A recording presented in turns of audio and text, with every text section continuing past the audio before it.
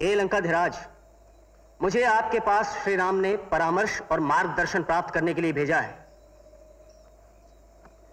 राजन, मुझे उत्तर दें।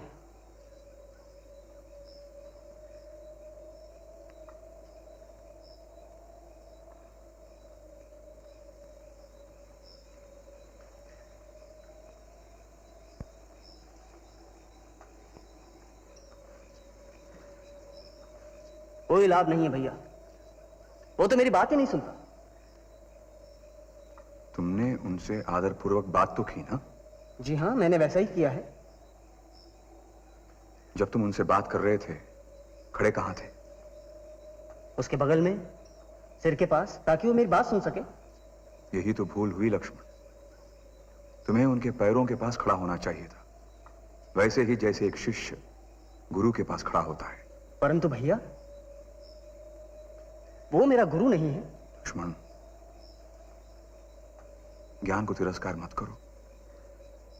ज्ञान सदा पवित्र होता है। चलो हम दोनों उनके पास चलते हैं।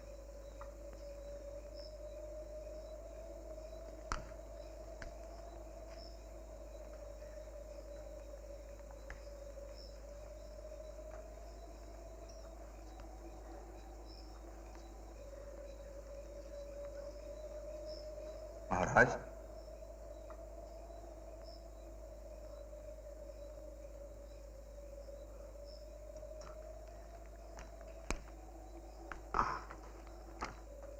मैं भला आपको क्या मार्गदर्शन दे सकता हूं?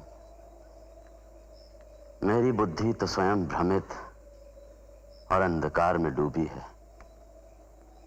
उचित और अनुचित के बीच का भेद जानने में असमर्थ है। हे रघुकुल स्वामी, मैं भला आपको क्या शिक्षा दे सकता हूं?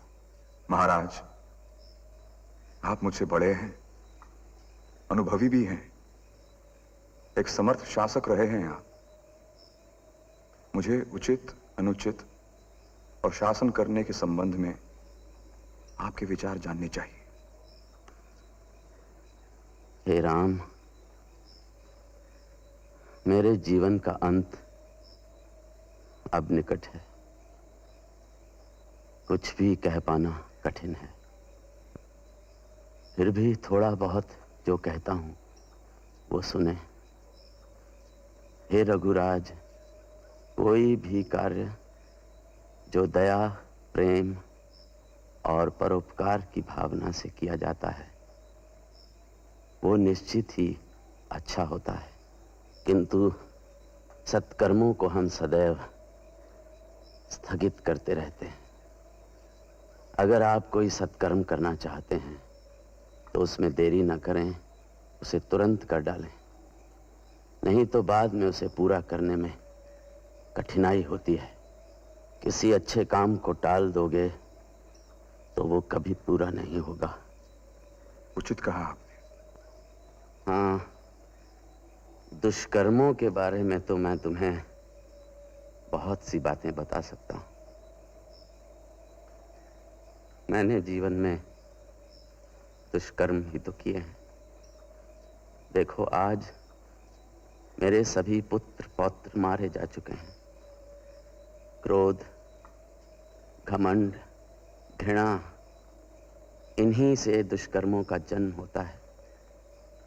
किसी क्षण के आवेश में आकर हम दुष्कर्म करने के लिए उतावले हो जाते हैं। जब शूर्पणखा रोती चिल्लाती बिलखती हुई मेरे पास आई तो सबसे पहले मेरे मन में यही विचार उठा कि सीता का हरण करके इस अपमान का बदला लूंगा। थोड़ा भी नहीं रोका, तनिक भी नहीं सोचा, किंतु